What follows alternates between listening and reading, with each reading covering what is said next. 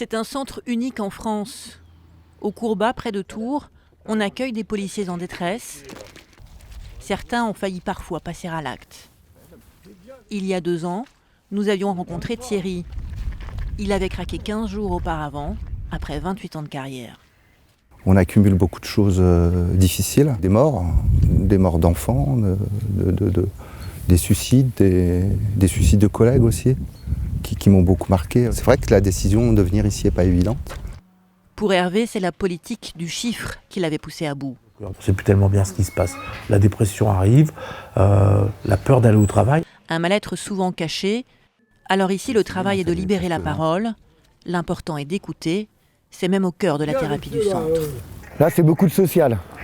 Et en même temps, je suis fonctionnaire de police. Donc ça me permet de comprendre les collègues policiers qui étaient sur le terrain et qui sont ici en poste cœur. Un malaise qui touche tous les échelons de la police, agents de la BAC comme CRS. Avec 46 suicides depuis janvier dernier, les syndicats ont alerté le ministère. Nous comptons à ce jour, hélas, 46 fonctionnaires de police qui se sont suicidés depuis le début de l'année.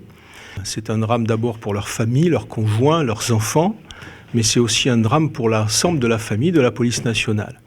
Et donc l'institution ne pouvait pas rester silencieuse et inactive face à ce phénomène.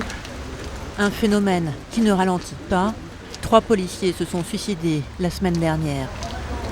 Bernard Cazeneuve a annoncé des mesures prévues pour 2015 afin de briser ce qui est devenu un sujet sensible et tabou.